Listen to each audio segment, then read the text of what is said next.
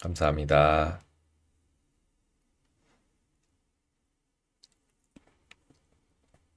음, 여기 위험고지 잘 보이시죠?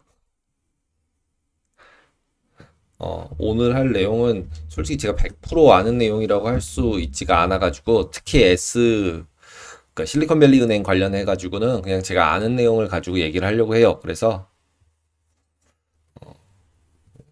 진짜로 잘 이제 들어보시고 맞는 소리 하는지 틀린 소리 하는지 잘 들어보시고 혹시 제가 잘못 얘기하는 거 있으면 아시는 분 계시면은 코멘트 해주시면은 수정해서 이제 내일 연합 가선 더 잘할 수 있도록 하겠습니다.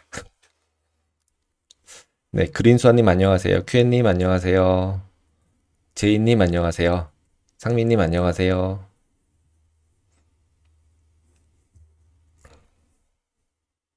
이번 주도 우선 일단은 개인들 어떻게 매매했나, 개인이라기보다는 우리나라 해외 주식 동향, 국내 증권사 통해서 하는 해외 주식 동향 어땠나 한번 리뷰를 한번 해보고 갈게요. 지난주에 실제로 그 트레저리 TMF랑 TLT 사셨던 분들은 수익 되게 많이 나셨겠어요. 그죠? 금요일 날 하루에 왕창 올라가지고 금리 왕창 빠지면서 네, 그래서 대단하게 수익이 좀 났을 수 있겠다라는 생각이 좀 들었습니다. 그리고 TMF나 TLT도 되게 매매도 활발하게 하시는 것 같아요. 나름. 그죠? 특히 이거 TMF 레버리지 짜리니까 이걸 장기 투자하기보다는 이렇게 샀다 팔았다 하시는 분들도 되게 많아 보입니다. 그리고 테슬라랑 리비안 많이 샀다 팔았다 했다. 라고 보시면 될 것 같고요. 그리고 이제 3배짜리 ETF들 쭉 많이 했어요. 디비든드 이런 거는 이제 좀 장기 투자인데도 불구하고 사는 사람 파는 사람이 다 있는 것 같고요.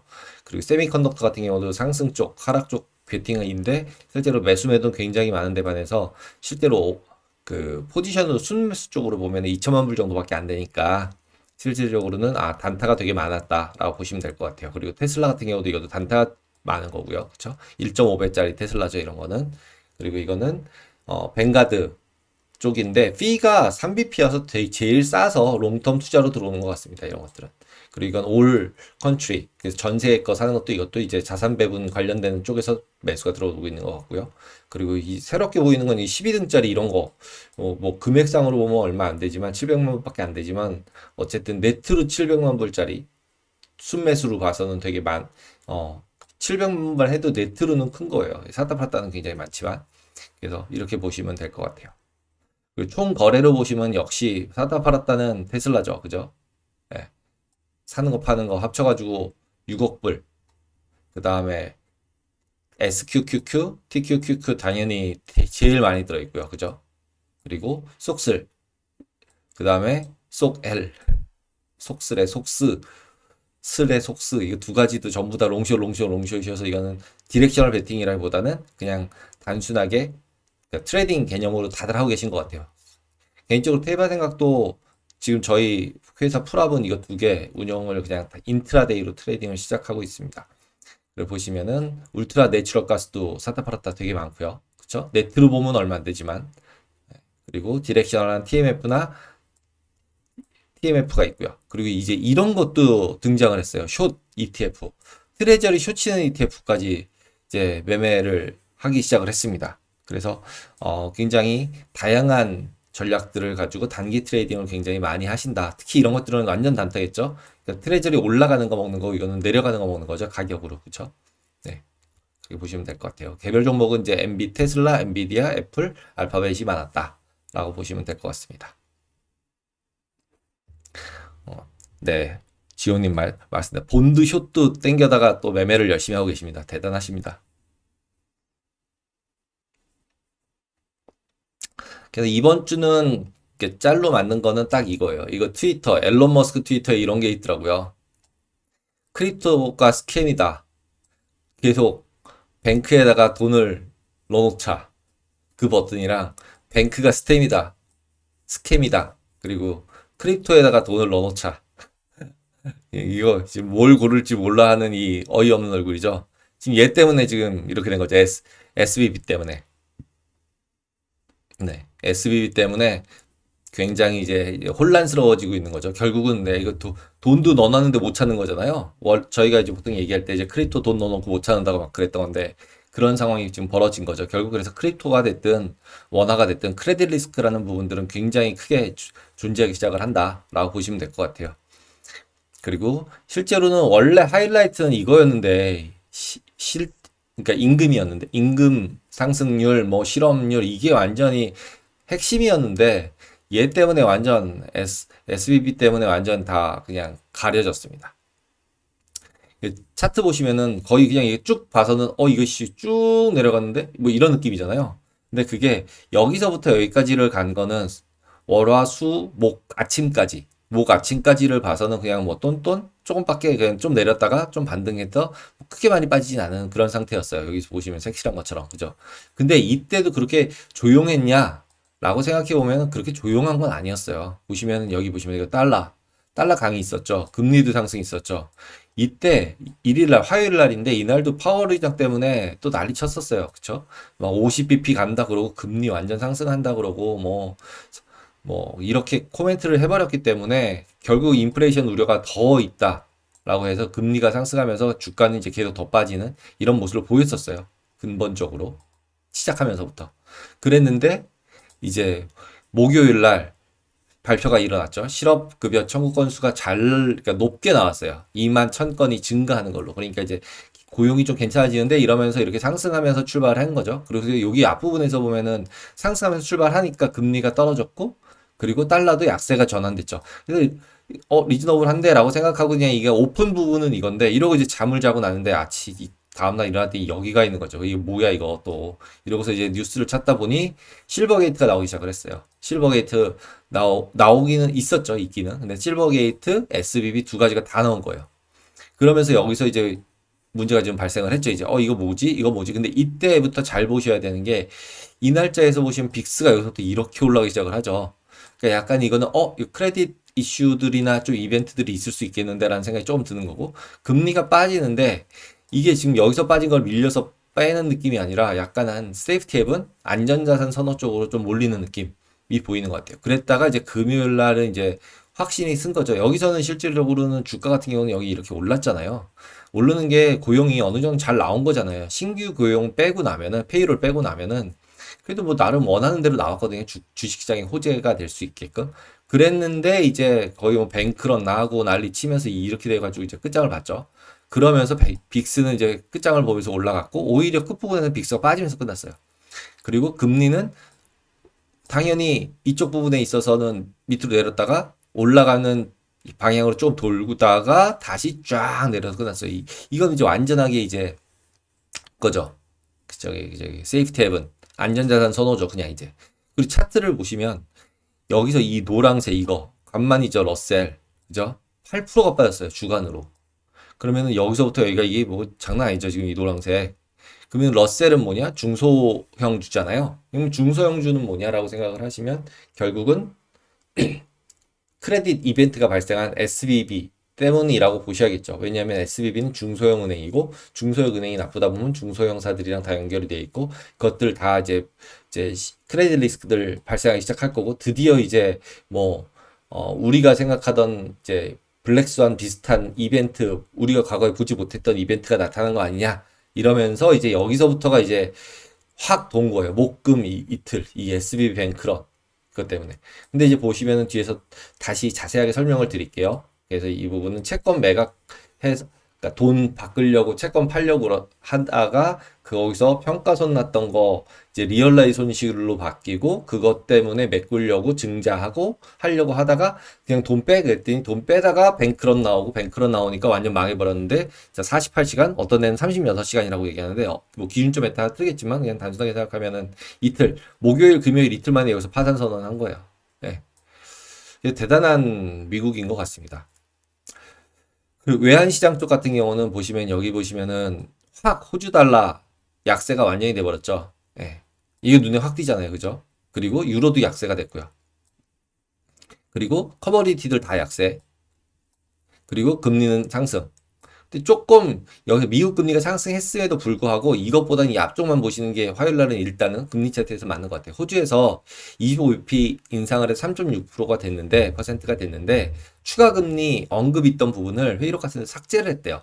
그 바람에 이제 호주 달러 약세 확 되고 확 내려가는 상태가 발생했다라고 보시면 될 것 같아요. 화요일 날. 이제 앞에서 봤던 화요일 날은 파월 의장 얘기가 있었잖아요. 그래서 여기 부분은 파월 의장 얘기겠죠. 그리고 요거보다 조금 앞선 쪽에서 이제 금리 쪽 부분에 있어서 호주 달러 얘기가 나오면서 이렇게 줄줄 흐르고 있는 데다가 파월 의장이 얘기를 때려가지고 미국 금리도 올려버린 거죠. 그죠? 여기서나 옆으로 가다가. 그리고 이런 쪽에서 이제 금리 인상 안 하겠다고 얘기를 하는 것 자체가 기본적으로 이제 인플레이션 우려가 좀 약화되는 거잖아요. 그러니까 당연히 커머디티들은 좀 약세가 될 것 같고요.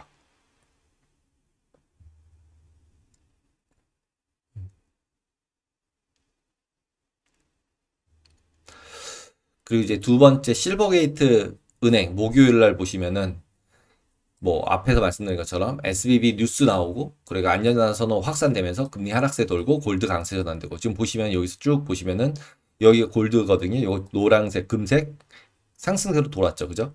그 다음에 여기서 금리는 하락하기 시작했죠. 채권 바이, 미국 국채 바이. 그 다음에 여기서 살짝 달러가 약간은 약세, 강세가 막 섞이죠. 이런 거는. 그죠? 그러니까 지금 이거 상태로 보면은 환율은 실제로 어느 지역에 연동되느냐에 따라서 연동이 되겠구나 라고 보시면 되겠죠. 유로는 더 인상할 수 있다라고 얘기를 해서 지금 달러랑 유럽만 계속적으로 이제 금리를 인상하는 쪽으로 몰고 있고 나머지 나라는 이제 그만하고 카나다도 그만했잖아요. 그래서 그만하는 쪽으로 도니까 이제 이건 약소로 돌기 때문에 달러 인덱스 같은 경우는 이제는 횡보할 가능성도 굉장히 많죠. 어떤 동안 올라가고 어떤 동안 내려가고 하니까. 그리고 예나 같은 경우도 옆으로 약간 횡보잖아요. 예? 그리고 그렇지만 이렇게 뭐 한 번에 갈 때는 있어요. 이렇게 그죠? 이거 완전 이제 달러 약세죠. 미국 이상하다 이거죠. 이거 여기서는 지금 3번 부분에서는 달러 이상 미국 이상한데? 이러면서 달러는 실제로 약세가 되고 그리고 달러 금리 내려가고 그러면서 나머지 커머디티들은 또 다 올랐어요. 근데 이거는 또 왜 올랐는지는 조금 설명하기는 애매한 것 같아요. 근데 어쨌든 그리고 여기서 이제 지금 뉴스 가려진 것 중에 하나가 사우디랑 이란이랑 외교 관계 회복했어요. 우리 이제 외교 다시 해보자. 그러니까 사우디가 기본적으로 이제 미국이랑 좀 안 친해지려고 하는 거라는 게 이런 데서도 나타나는 거죠. 그래서 이 부분도 조금 시간이 지나가면 SBB 때문에 다 가려졌는데 이 부분도 물음표가 좀 던져져요. 이거 지금 사우디랑 이란이랑 하고 나면은 기름을 이제 어떻게 하겠다라고 생각이 좀 듭니다. 그래서 이렇게 한 주를 보내면서 여러 가지 진짜 뉴스들이 마구 섞였다. 그리고 국제 같은 경우는 2%, 그다음 호주 달러 같은 경우는 2%. 호주 달러랑 지금 위안화 같은 경우는 지금 빠지고 유로한 올라갔잖아요. 그러니까 제가 아까 말씀드렸듯이 이제 커런시별로 이제 줄을 다르게 쓰는 거죠. 예나도 줄을 다르게 쓰고 원화도 줄을 다르게 쓰고. 예. 그에 반해서 원화가 생각보다 조금 더 이때는 조금 더 약세였어요. 한 1.93% 정도 약세였으니까 지난주 같은 경우는 그래서 원화도 조금씩 봐야 될 것 같다. 그래서 달러 강세 쪽 그리고 이제 위안화랑 연동이 되는 것 같아요. 그래서 어, 지난주 동안에 이제 어떻게 시장이 움직였는지 지금 한번 리뷰를 해봤어요. 그래서 이제 주요 경제 지표 나왔던 것들 이미 얘기했었죠. 파월이 화요일 날 나와가지고 이제 금리 더 인상해야 될 것 같고 뭐 이런 얘기 해야 되면서 이제 굉장히 매파적으로 얘기하는 바람에 이제 금리를 확 올렸었죠. 그리고 졸트 같은 경우도 생각보다는 잘 나왔어요. 24만 나왔으니까 20만이었는데 더 잘 나와버리니까 이것도 이제 네거티브한 뉴스였죠. 근데 실적들은 잘 나왔어요. 오라클도 실적 잘 나왔고 JD.com도 잘 나왔어요. 특히 이제 JD.com은 더 잘 나왔어요. 중국이잖아요. 예.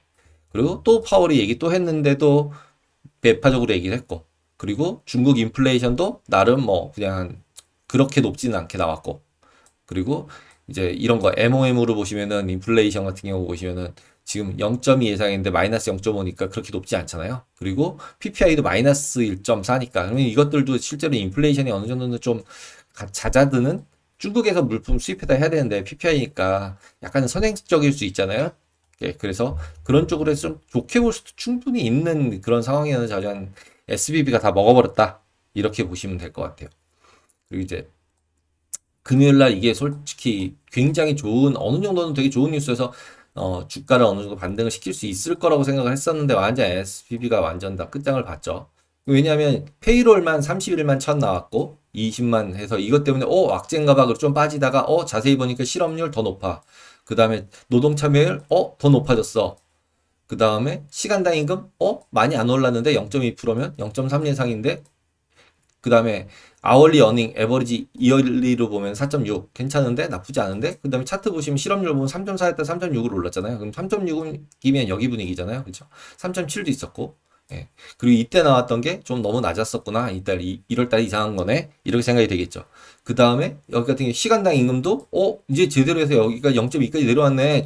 최근 1년간 제일 낮네. 이렇게 생각하니까 괜찮잖아요. 움직인 이제 MOM으로 보면 월 변동으로 전월 대비로 보면 그래서 충분히 좋을 수 있었는데 뭐 SVB가 완전히 망쳤죠. 실리콘밸리.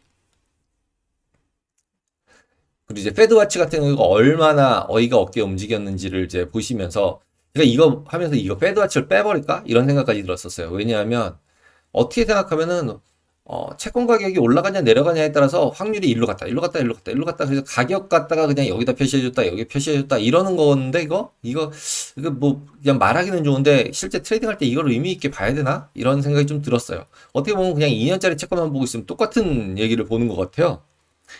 그래서 보시면은 지금 이번 거는 지난주랑 다른 게 뭐냐면 여기 색깔별로 진한 게 커런트예요. 이게 토요일이에요. 제가 이게 토요일 날 만드는데 금요일 날짜 대비에 분명히 뉴스들에서 분명히 그러니까 25bp 쪽이 많아졌다고 들었어요. 60% 가까이. 윈이었거든요. 그래서 생각하니까 이게 제가 이제 이게 금요일인 줄 알았어요. 근데 이걸 업데이트 하다 보니까 토요일이더라고요. 그러면서 금요일 게 아니라 토요일 게 들어왔어요. 금요일 날 클로즈 시키고 그 다음에 야간 선물에서 운영되고 있는 거를 일로 가져오나 봐요.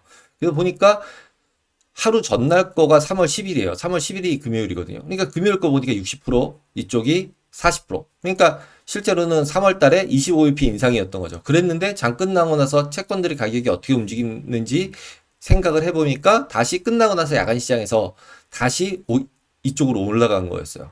그래서 이거 아침에 그러니까 월요일 날 아침에 이걸 다시 한번 돌려봐야 되지 않을까? 이런 생각이 들어요. 열리면서 실제 가격이 어디서 움직이는지 따라서. 그래서 지금 이걸로 보면은 이쪽 60에서 다시 50bp로 다시 올라갔어요. 예. 토요일자로 보면, 금요일자로 보면은 25, 토요일자로 보면 50. 이거 누굴 믿을까요? 예. 월요일날 다시 봐야 된다는 얘기죠. 그리고 되게 헷갈리죠. 지금 일단은 또 SBB 같은 경우 어떻게 처리를 이제 할지, 그리고 어떻게 처리는 이미 결정 난 것 같고, 누가 산다, 뭐 이런 뉴스가 하나 나와야 좀, 그래도 좀 더 안정이 되지 않을까? 이런 생각이 들어요. 이거 같은 경우도 이제 여기서 5.25까지 올라왔잖아요. 그죠? 국가가. 근데 여기서도 보시면 확률상으로 보면은 5.25가 아니라 5.5로 올라왔죠. 그러니까 이것도 전일로 보면은 5.25 같은 경우도 5월 달도 같은 경우도 이쪽에 있었던 게 이렇게 이쪽이 더 낮았었고 여기가 더 높았잖아요. 5.25가. 그랬는데 이것도 토요일 날로 금요일자 대비 토요일 날로 일로 올라갔어요. 그 다음에 이제 12월 달 가서 보면 오히려 5.25예요. 그래서 오히려 인하 고점 대비로 보면 여기 색깔로 보면은 인하가 돼 있는 거죠, 지금. 그죠? 그래서 색깔로 봤을 때는 원래 그 전날 그러니까 금요일 날짜 종가 부분에서는 오히려 5.25가 아니라 5%대 붙어 있었던 거, 제일 확률이 높은 게 그게 5.25로 올라갔다라고 보시면 될 것 같아요. 근데 어쨌든 이번에 페드와치 보면서 느낀 거는 이거 페드워치 그냥 채권 움직이는 가격에 따라서 확률을 일로 붙였다 일로 붙였다 하는 거여서 변동성 엄청 심하니까 이거 채권 가격이랑 비슷하겠다 이렇게 생각이 듭니다. 그 다음에 이제 SBC는 좀 이따 다시 살펴보겠지만 그래도 한번 제목만 쭉 살펴보면 44시간 만에 파산. 그래서 실리콘밸리 직원들 10,000명이 급여를 못 받나. 여기 이제 주거래 은행하고 있던 애들 통장에서 돈 못 빼니까 이제 이런 건 아니냐 이러면서 이제 토요일 날짜 뉴스 순서대로 제가 그냥 쭉 뽑아본 거예요. 거기다 파산 전에 SBC 회장, CEO 지분 매각했다.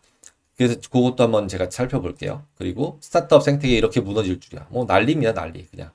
기축통화, USDC 팩이 무너졌다. 왜냐면 그 서클이 SBC에다가 돈을 넣어놨나 보더라고요. 예, 돈 넣어놓은 거를 이제 못 찾으니까 이제 날리는 거니까 이제 문제가 발생을 하는 거죠. 이런 데들은 또 그 예금자 보호도 안 되는 금액이 들어있으니까. 그래서 이슈가 더 커지는 것 같습니다.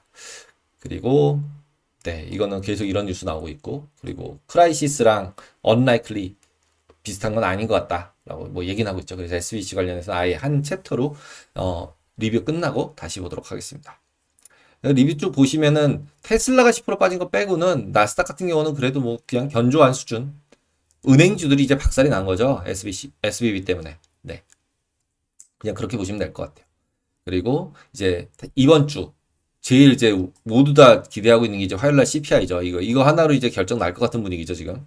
그래서 이제 이거 하나로 그 다음 주에 있을 이제 FOMC에서 50이냐 25냐 결정할 것 같고 이거 가지고서 이제 엄청 또 난리를 치겠죠. 그래서 코어 CPI 같은 경우 5.6 지난번이었는데 그거보단 조금 낮은 5.5, 5.6 정도 기대를 하고 있는데 어떨지 봐야 될 것 같고 이것도 연으로 보면은 그냥 6%인데 연보다는 MOM을 제일 열심히 봐야 되지 않을까라고 생각이 듭니다. 그래서 지난번에 0.5였는데 이번엔 0.4나 0.5 쪽, 포캐스트는 0.5, 그냥 컨센은 0.4 예상돼 있어요. 그래서 지금 보시면은 예상은 0.4.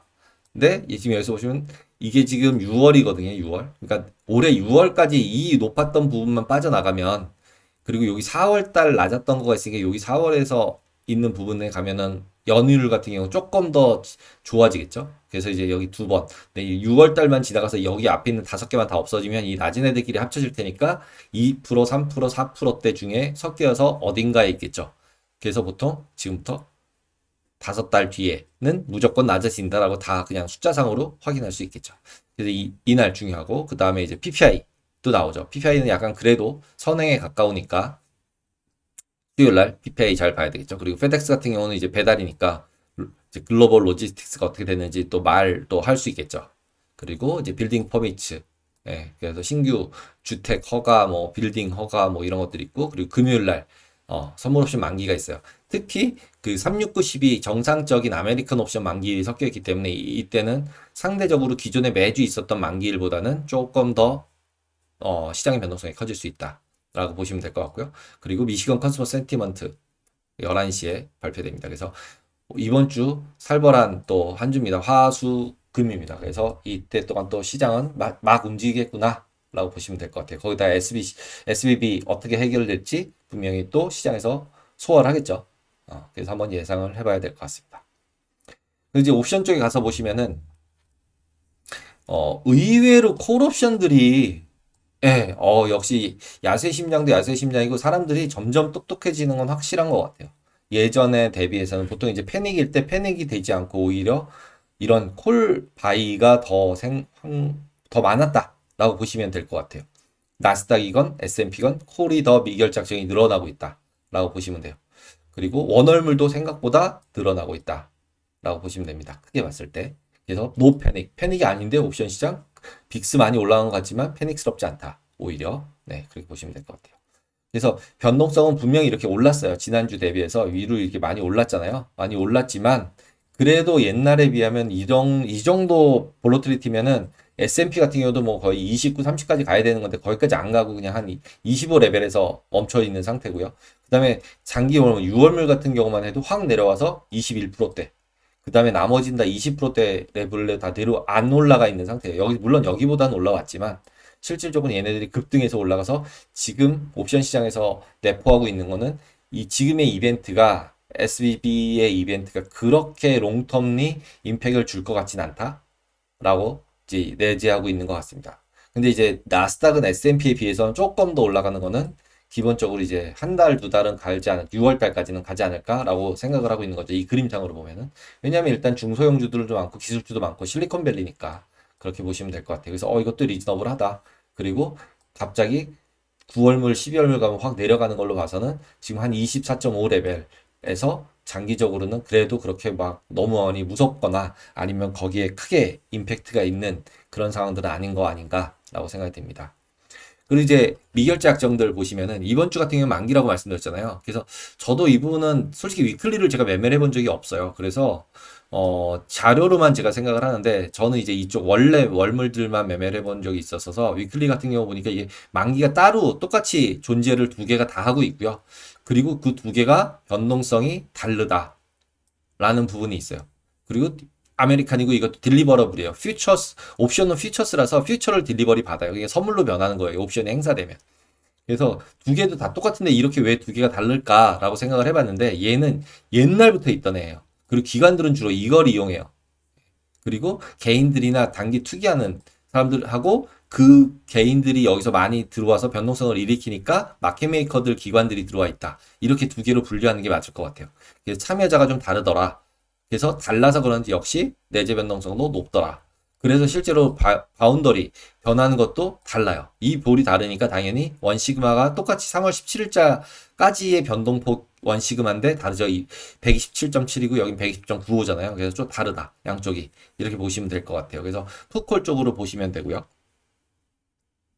그리고 여기서 보시면은 이제 레인지 정해진 거에서 보시면 이 노란색이 풋옵션이잖아요. 그러면 지금 여기가 현재가인데 풋옵션이 위에 있으니까 행사가 여기. 그럼 인더머니 풋인 거예요. 지금 얘네들은 인더머니 풋을 가지고 있는 꼴이다. 그러면 보통 이런 옵션들은 어떻게 돼 있나 하면 여기 보시면은 콜 옵션들 있잖아요. 그래서 풋콜 뒤집어서 아마도 이런 건 신세틱. 그래서 콜바이 풋셀 만들어서 이렇게 된 거에 뭐 이렇게 된 거죠. 그러니까 지금 여기서 개인의 입장으로 개인 아니면 그냥 매수자의 입장에서 보면은 이렇게 인더머니가 됐으니까 풋을 뭐 매수한 애가 있다면 매수한 투자자가 있다면 풋 매수한 사람이 그냥 콜을 매도해서 신세틱으로 만들고 거기다 만기일 3월물 딜리버리 되니까 3월로 메꾸면 포지션 정리하고 싶은 사람은 이렇게 해서 정리를 다 했다. 왜냐면 이렇게 인더머니 되면은 일단 가격들이 변동폭들이 커지기 때문에 실제로 해지하기도 힘들고 비도퍼도 커지니까 별로 안 좋거든요. 그러니까 이제 이런 부분들을 뭐 신세틱으로 바꿔놓지 않았을까? 이런 생각이 듭니다. 그래서 오히려 약간 OTM 쪽 남아있는 애들 포커스해야 되고 특히 3600이 증가한 거 한번 잘 봐야 될 것 같습니다. 만약에 이제 급락하는 거에 대해서는 해지를 한번 해본 거죠. 누군가는 4만 계약이니까 개수도 뭐 적진 않아요. 그에 반해서 이쪽 보시면 4천이에요. 10분의 1밖에 안 되잖아요. 이런 큰 레벨로 갔을 때 4천이면 좀 여기쯤이에요. 여기쯤. 그러니까 지금 일반하고 위클리하고 그다음에 지금 여기에 있는 일반 아메리칸 36912 스탠다드 옵션 같은 경우에 있어서는 두 개가 차이가 미결제 약정 차이가 엄청나게 난다. 라고 보시면 될 것 같아요. 그래서 이번 주 같은 경우도 어느 정도는 좀 시장에 변동폭들이 있을 것 같고 상승 쪽으로는 한 3,950 S&P 같은 경우 그죠? 여기가 약간 그나마 좀 높죠. 그러니까 올라가면서 계속 트리거 되는 가능성들은 있는 거죠. 네, 그리고 밑으로는 3,800 여기서 왔다 갔다 하는데 이쪽이 더 미결적점이 많으니까 그냥 이것도 그냥 뭐 재미삼아 어느 쪽으로 갔을 때 어느 쪽에서 움직일지 한 번 정도는 봐주시면 될 것 같아요. 그리고 이제 이 위클리 같은 경우는 3,900이 모여 있고 여러 개로 스프레드 돼 있어요. 그래서 제로 DT 같은 걸로 이런 거를 포지셔닝을 한다면 제가 지난번에 말씀드렸듯이 이제 스프레드라고 만든다 그랬잖아요. 버터플라이, 그 다음에 콘돌 이런 걸 아이언 버터플라이, 아이언 콘돌 이런 것들 만들면서 계산을 하려고 보면은 바이 셀 바이 네 개라거든요. 그러니까 이런 것들이 다 행사 가격이 비슷한 레벨로 네 가지가 미결작성이 다 있잖아요. 그러니까 바이 셀 바이 이렇게 하면서 이걸 되게 이제 섞인 스트럭처 되게끔 잘 옵션 전략을 짜놨을 것 같다라는 느낌이고요. 그리고 여기 콜 쪽에 4200 같은 거 갑자기 이거 누구야 이거 투기한 거 이거 투기 뭐 그냥 복권 산 거죠 누군가가 3 시그마 밖에 거 4200짜리 지금 3890 3900인데 300포인트 거기다 지금 SBB 이런 이벤트가 갑자기 해결되면서 급등하면 돈 벌어야지 4200 누군가가 산 거죠. 네, 이렇게 보시면 될 것 같아요. 나스닥 같은 경우는 약간은 원시그마 레벨에 11,500 레벨에 좀 있어요. 250개. 그렇게 이제 뭐 많진 않지만 네.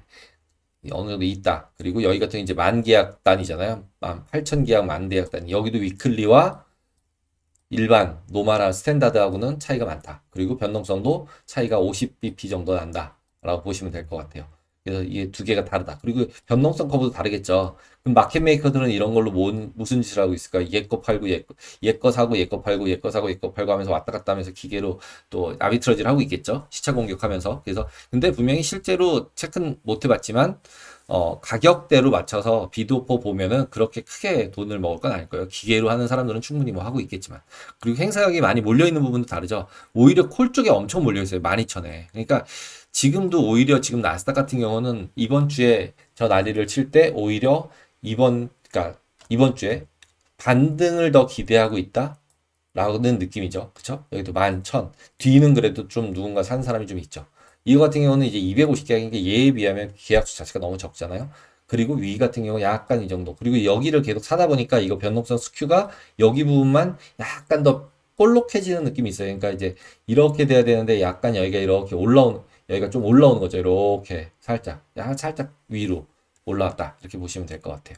그리고 이런 것들은 레인지, 만기까지의 레인지 변동폭인데 당연히 내재 변동성이 높으니까 이게 밴드가 더 넓게 보이는 거죠. 그리고 제가 쓰고 있는 거는 볼 큐를 가지고 쓰고 있으니까 이것들이랑도 또 다 달라요. 그래서 각자 어떤 게 가장 더 명확하다라고 뭐 이게 정답이다라는 건 없어요. 그러니까 그거에 맞춰서 사용하시면 될 것 같습니다.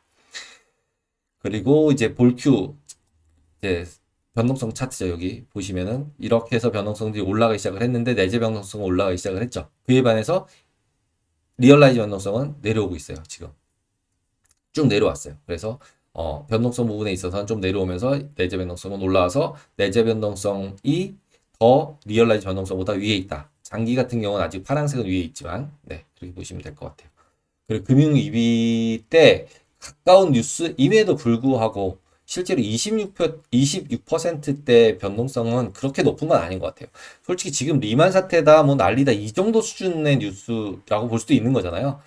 아니다, 이건 중소형은행이니까 상관없다, 이렇게 생각할 수도 물론 있지만 이게 전염되면 어떡하지? 이러면서 누군가 패닉이 돼야 되는데 의외 패닉 안 되고 있다. 라고 보시면 될 것 같아요. 그리고 앞에서도 보셨지만 의외 업사이드 베팅하는 사람들까지 있다. 그래서 오히려 지금 이제 SBB가 어떻게 작용을 하고 CPI가 어떻게 나오느냐에 따라서 오히려 업사이드 베팅이 더 프로피터블해질 수도 있는 거라고 보실 수도 있는 것 같습니다. 그리고 이제 나스닥 지수 같은 경우 이제 지수로 테크니컬 보시면은 여기 MACD 같은 경우 이제 하락 여기서 상승 전환 혹시 할지도 모른다라고 생각했었는데 상승 전환 무슨 상승 맞고 하루 월요일 하루 초나 맞고 그냥 때려 맞아 버렸어요. 네. 그리고 이제 종가 부분 이동 평균 보시면은 15일 이동 평균 제가 이제 그냥 기준점 비슷하게 쓰고 있는데 15일 이동 평균이 아래로 뚫려 버렸어요. 위에 있어서 위로 끌어올려서 그나마 좀 어떻게 파지티브로 좀 봐줄까 그랬는데 잠깐 뚫고 올라갔다가 그냥 바로 때려 맞았어요. 그러니까 지금 이런 것도 오히려 그냥 단타로 봤을 때는 아 여기 잠깐 찍고 빠지는 거 봤을 때는 현재 있는 포지션도 그냥 엑시스를 했었어야 되나 이런 생각인데 제가 그냥 지금 여기서 보여드리는 전략들은 일주일에 한 번씩 의사결정하고 그 의사결정대로 그냥 페이퍼 트레이딩 한다 이렇게 보시면 될 것 같아요. 그래서 제가 뭐 이거 실매매를 보여드리는 것도 아니고요. 뒤쪽에서 보여드리겠지만 그렇습니다. 그리고 15일 이동평균 시도를 했는데 하루 이틀 버티다가 이틀째 밀려서 아래로 내려왔고 줄줄줄 흐르고 거길 따라갔어요. 네, 이렇게 보시면 될 것 같아요. 그리고 이제 고점 연결했고 저점 연결한 거는 이미 뚫려가지고 지금 여기까지 저점 연결했었는데 이게 뚫렸죠 지금 그쵸?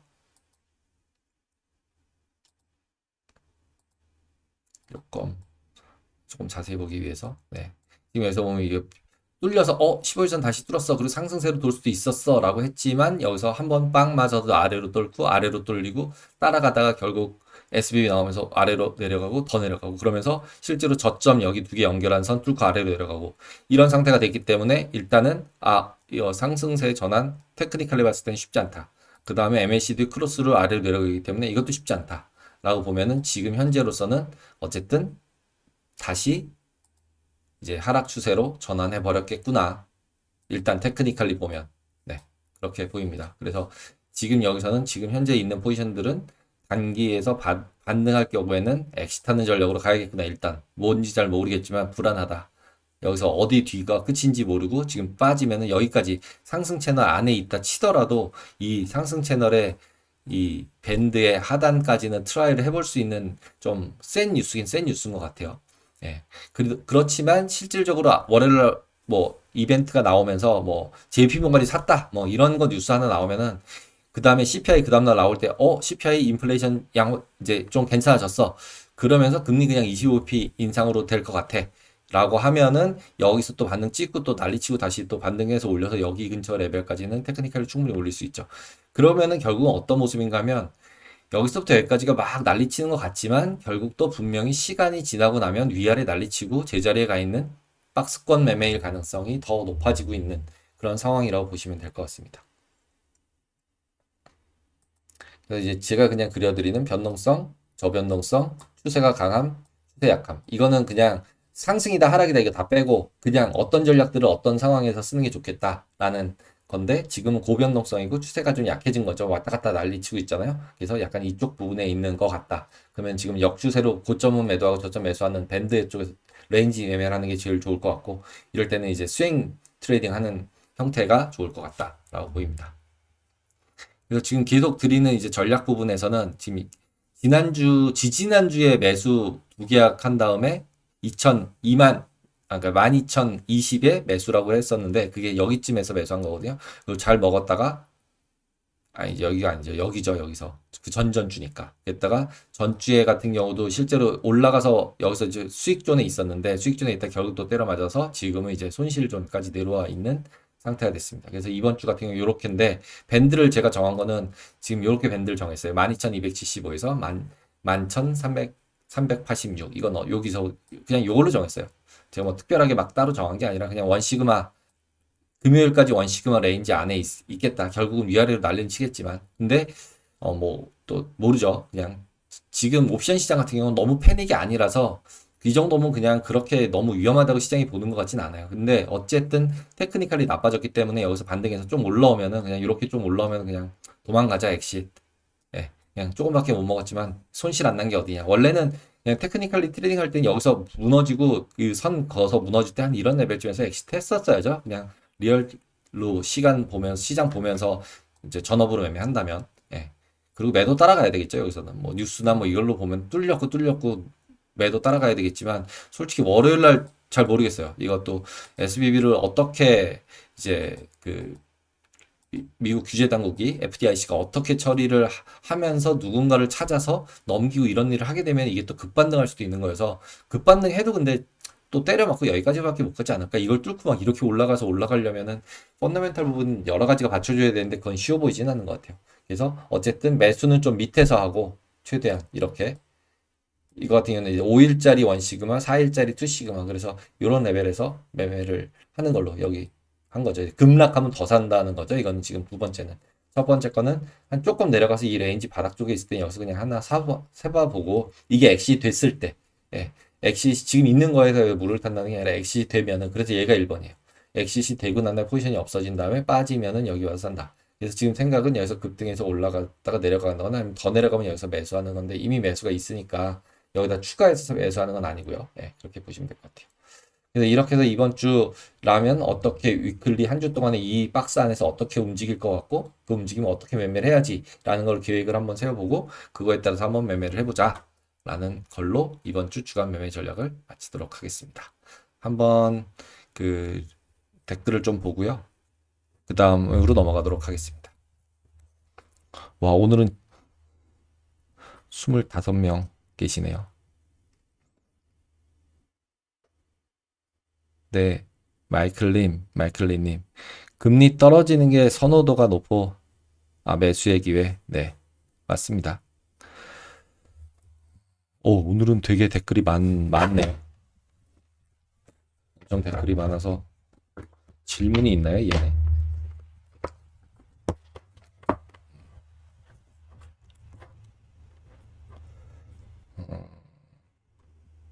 내일도 연합경제에 나갈 거고요. 네. 그리고 거꾸로 올라가 볼게요. FDIC가 SBB 인수 포함해서 다각도로 고려하고 있다고 계속 뉴스 잘 나오고 있죠. 여러 가지로. 김윤식님 감사합니다. 그리고 옐런 자무장관이 그래도 지금 이제 파월 들어가고 옐런 나오는 느낌이죠. 시스템 붕괴되니까. 그리고 이제 저는 이 부분은 좀 이따가 SBB 관련해서는 다시 한번 제 개인적인 생각은 말씀을 드릴게요.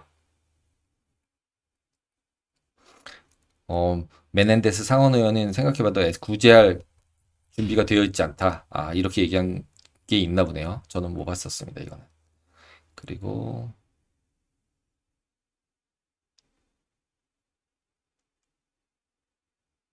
네, 금도 많이 올라가고 있죠. 지금 마이클님 말씀하신 것처럼 유로나 금도 결국은 이제 미국이 잘못됐을 때 세이프티 헤븐이죠. 네, 맞습니다. 네, 마이클님께서 되게 좋게 얘기를 해주셔서 큐엔님 안전자산 취급하는데 은행에 문제가 생기니 달러가 하락하는데 이것도 일반적인 현상인가요? 일반적인 현상이라기보다는 분산하는 거죠. 그러니까 밑에서 말씀드린 것처럼 금이나 유로 같은 걸로는 분산한다라고 보시면 될 것 같아요. 그리고 미국 같은 경우 금리가 못 올라가는데 유럽 같은 경우는 계속 금리 올릴 것 같은 분위기니까 현재로서는 네, 그렇게 보시면 될 것 같습니다. 그리고 지금 그 토요일 날 움직인 게 제일 헷갈려서 마이클님 50bp 저는 못할 거라고 저는 생각을 하는데 토요일 날 또 움직여 놓은 걸 보면은 또 50bp 한다고 생각을 하고 있으니까 월요일 날 한번 봐야 될 것 같습니다. 그리고 CPI가 결국 나와야 해결이 될 것 같습니다. 네, 그럼 주간 전망 이렇게 마치도록 하겠습니다. 그리고 이제 두 번째